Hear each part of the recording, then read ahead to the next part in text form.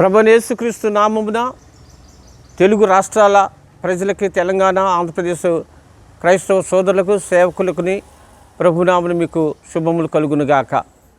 నా పేరు reverend M John pastor, Turner community church, Dandumalakapuram, Choutuppal mandal, Nalgonda జిల్లా.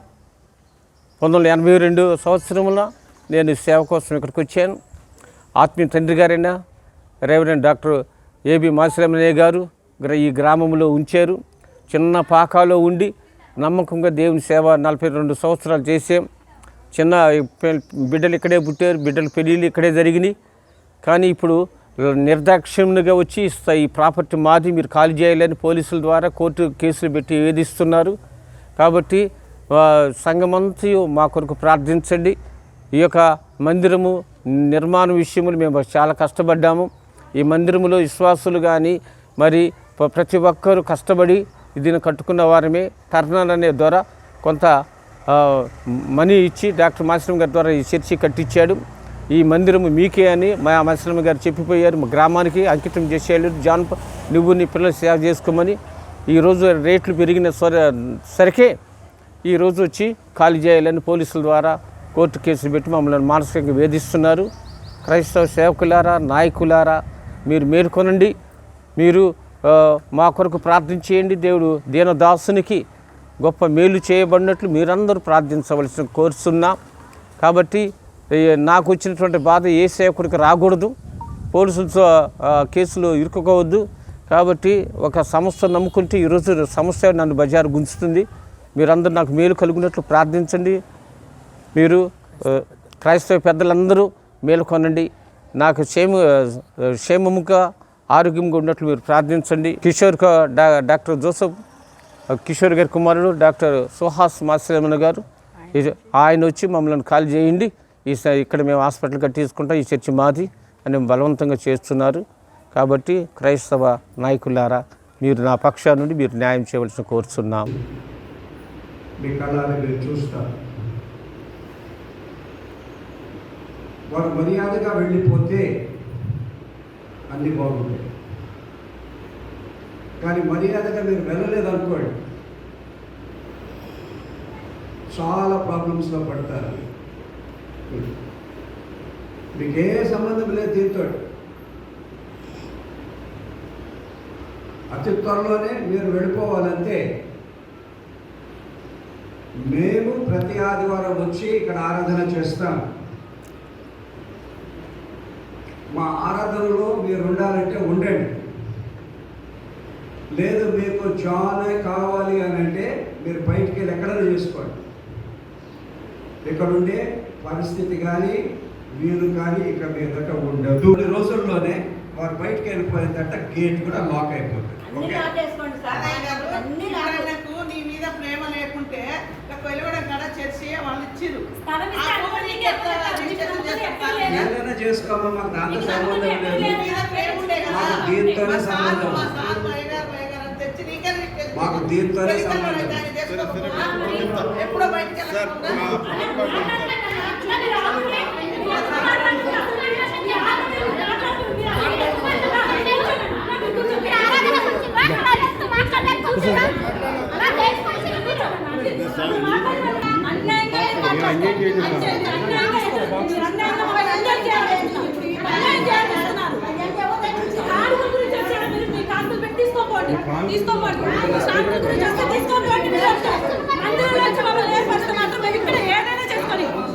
ఎవరైతే మమ్మల్ని ఇచ్చేసారో వాళ్ళందరి మీద ఇచ్చేస్తాం. మీరు బలంతా చేయడానికి వీలేదు. ఇక్కడ మీరు అంటే మాట్లాడటానికి వీలేదు. అన్నీ కోర్టు వేసారు కదా సార్. కోర్టు వేసినప్పుడు కోర్టే చూసుకుంటే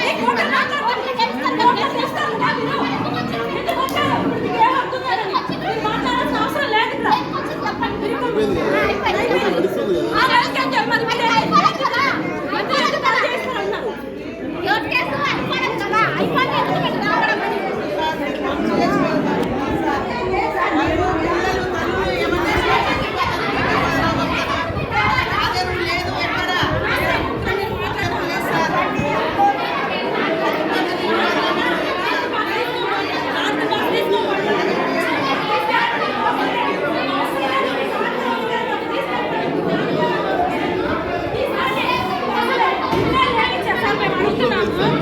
ముందుగా సంబంధం లేదు మాకు.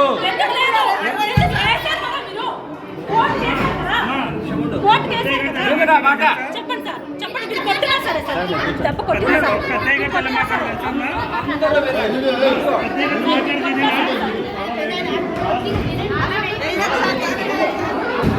తాళం ఎట్లా వేస్తారు? ఏం సంగతి? ఏందనుకుంటున్నారు? ఏంది తాళం వేసుకొని ఎట్లా పోతారు? ఏంది తాళం వేసుకొని ఎట్లా పోతారు? చర్చికి తాళాలు ఎట్లా వేస్తారు? అమ్మ మీకు అవసరం లేదు సిస్టర్ మీకు అవసరం లేదు. మీరు ఎవరో కానీ మీకు అవసరం లేదు. మీరు మధ్యలో ఇంటర్ఫియర్ కావద్దు.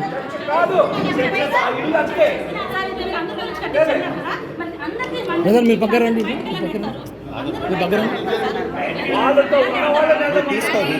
పక్కన జరగండి. మీరు మధ్యలో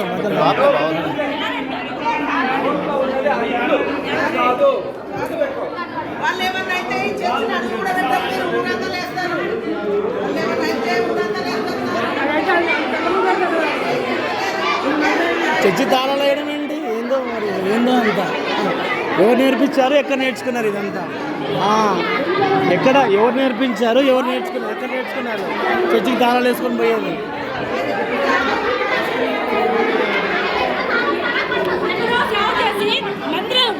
సిస్టర్ మీకు అవసరం లేదు. మీరు ఇంటర్వ్యూ కావాలి. మధ్య మీరు పక్కన ఉండండి. మీరు పక్కన ఉండండి. లేడీస్ మాట్లాడుకుంటారు. మీరు కావాలి. పక్కన ఉండండి. మీకు అవసరం లేదు. తాళాలు వేయొద్దు. తాళాలు వేస్తే బాగుండదు. తాళాలు వేసి అక్క ఊరుకుంటుంది.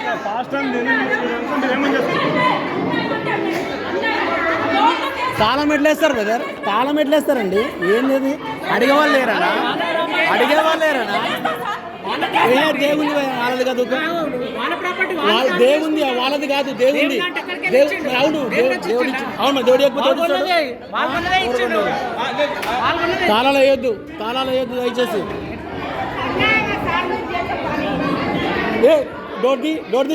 డోర్ది కిటికీలు తీయండి. నేనేమన్నా బయటికి వెళ్ళొద్దు. ఎవరు బయటికి వెళ్ళొద్దు.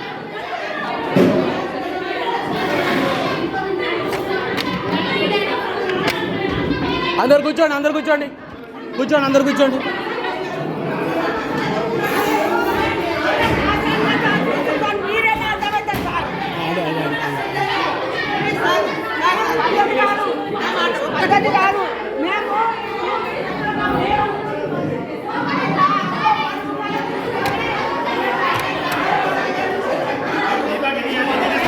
మీకు అవసరం లేదు సార్. చర్చి తాళం ఎట్లేస్తారు? చర్చి దేవుంది. కూర్చోండి. అందరు కూర్చో. Door open.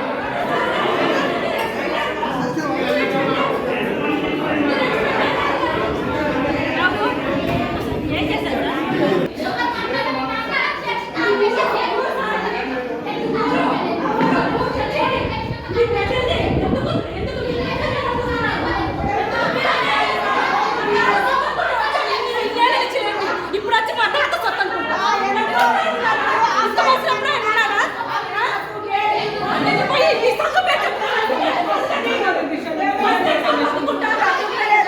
మాట్లాడుతున్నాడు.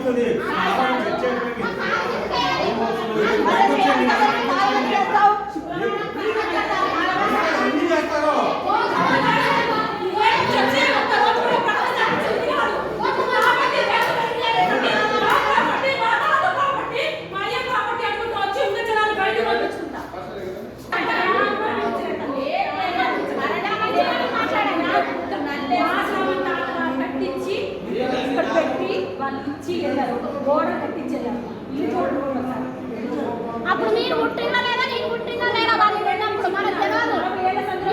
చెప్పు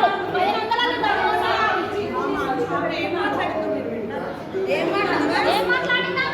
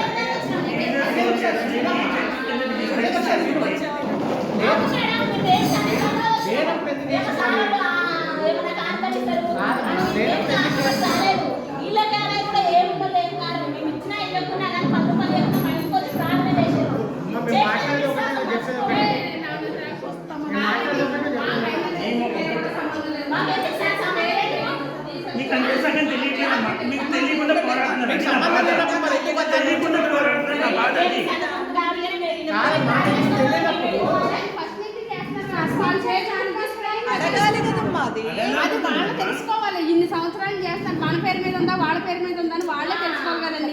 ఇన్ని సంవత్సరాలు వచ్చాక వాళ్ళ పేరు మీద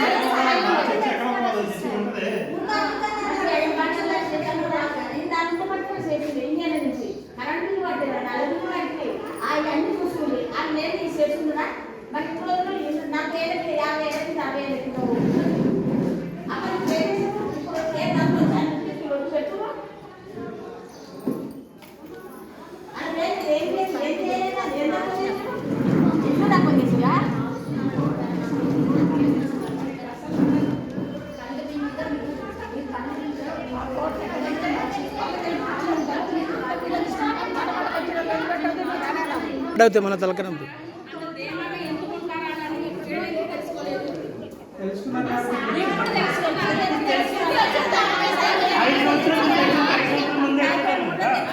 చెప్పకుండా వాళ్ళ ద్వారా వచ్చిన కాబట్టి అలా మార్చడం తప్ప కాదా? చెప్పండి.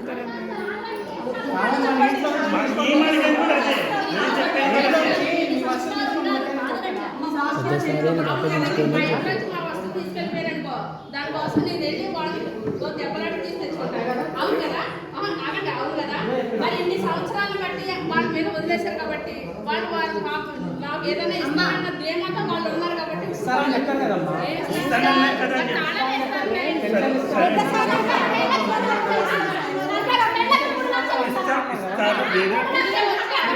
ఏ లక్షలు లేవద్దు అన్నట్టు పెట్టుకోవాలి.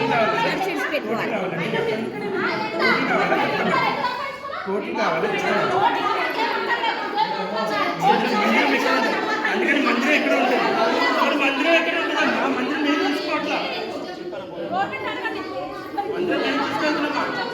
మందిరం ఇక్కడ ఉంటుంది కదా, మేము తీసుకెళ్ళట్లేదు. మందిరం మేము తీసుకెళ్ళిపోవట్లేదు కదా. తాళం ఎందుకు వేస్తున్నట్టు? మరి తాళం ఎందుకు వేస్తున్నారు?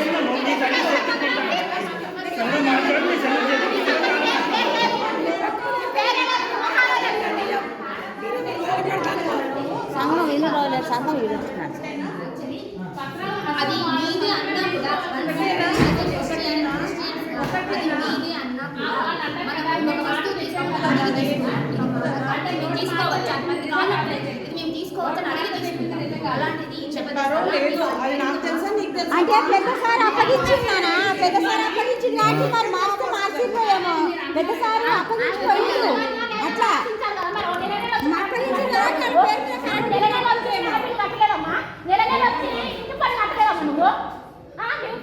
తీసుకున్నాం అంటే నీకు కనపడ్డది.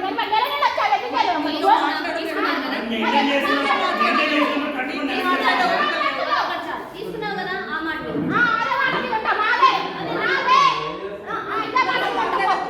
ఇదే మాట మీద ఉంటాం. తీసుకున్నారు